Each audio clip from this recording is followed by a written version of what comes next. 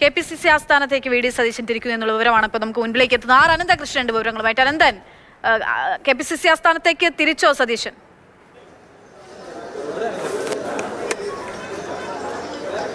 Akshaya, KPCC ആസ്ഥാനത്തേക്കാണ് രമേശ് ചെന്നിത്തല ഇപ്പോൾ V D Satheesan ഇപ്പോൾ പോയിരിക്കുന്നത്.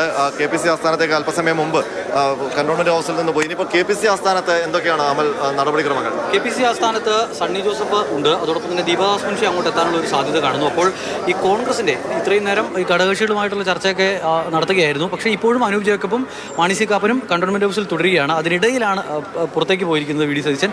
അവിടെ എത്തി കോൺഗ്രസിന്റെ അവശേഷിക്കുന്ന ആളുകൾ ആരൊക്കെ എന്നുള്ള കാര്യത്തിലും കൂടി ഒരു ധാരണ ഉണ്ടാകും എന്നാണ് മനസ്സിലാക്കുന്നത്. ഇപ്പോൾ നമുക്ക് മനസ്സിലാക്കാനാവുന്നത് AP അനിൽകുമാർ കൂടി ഏകദേശം ഉറപ്പിക്കുന്നു എന്നുള്ളതാണ്.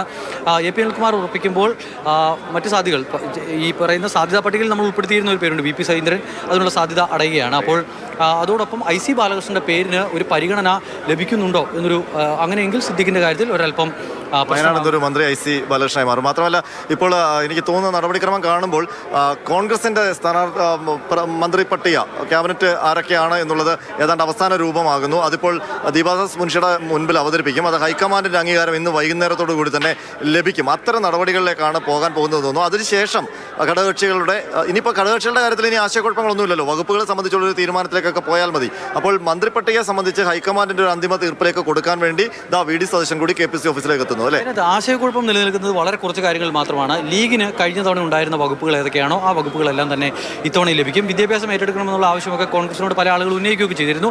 പക്ഷേ വിദ്യാഭ്യാസം ലീഗിൽ നിന്നും ഏറ്റെടുക്കൽ അത്ര എളുപ്പമുള്ള കാര്യമല്ല. അങ്ങനെ പിടിച്ചു വാങ്ങിയെന്നൊരു തോന്നലുണ്ടായാൽ അത് വലിയ പ്രയാസമുണ്ടാക്കും. അതിനാൽ തന്നെ ലീഗ് തന്നെ തുടരട്ടെ എന്നുള്ളതാണ്. കഴിഞ്ഞ തവണ അവർ കൈകാര്യം ചെയ്തിരുന്ന വകുപ്പുകൾ 5 മന്ത്രിമാർ, അവർ ഇത്തവണയും അതേ അവസ്ഥ തന്നെ തുടരും എന്നുള്ളത് ഏകദേശ ധാരണയായിരിക്കുന്നു. പിന്നീടുള്ളൊരു പ്രശ്നം എന്ന് പറഞ്ഞാൽ CP ജോണിന് ഇത് വകുപ്പ് കൊടുക്കും എന്നുള്ളൊരു കാര്യം അറിയേണ്ടതുണ്ട്. അതോടൊപ്പം തന്നെ അനൂപ് ജേക്കബ് ഭക്ഷ്യമന്ത്രിയായിരുന്നു ഇതിന് മുൻപത്തെ തവണ. ഇത്തവണ അത് തന്നെയാണോ എന്നുള്ളത്, അതായാലും അനൂപ് ഓക്കെയാണ് എന്ന് തോന്നുന്നു. അങ്ങനെയെങ്കിൽ ഈ മാണി സി കാപ്പൻ, അനൂപ് ജേക്കബ് അത് ടൈം പങ്കിട്ടെടുക്കും. പിന്നെ അതും ഏകദേശ ധാരണയാണ്. പക്ഷേ അവസാന തീരുമാനത്തിലേക്ക് എത്താൻ കഴിഞ്ഞിട്ടില്ല.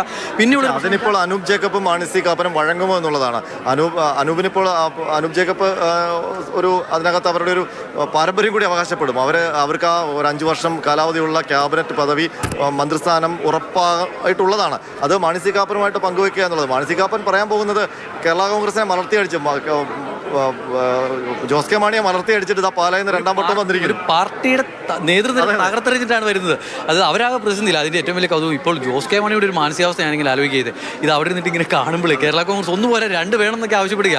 അപ്പോൾ ഒന്നിപ്പോൾ ചീഫ് വിപ്പ് കിട്ടുമെന്ന് തോന്നുന്നു. പക്ഷേ വേറൊരു കാര്യമുണ്ട്, ഈ കേരള കോൺഗ്രസിൻ്റെയും RSPയുടെയും വകുപ്പ് ഏത് എന്നുള്ള കാര്യത്തിൽ നേരത്തെ കൊടുത്ത തൊഴിൽ മാത്രം കൊണ്ട് ഷിബു ബേബി ജോൺ ഇവിടുന്ന് പോകുമെന്ന് എനിക്ക് തോന്നുന്നില്ല.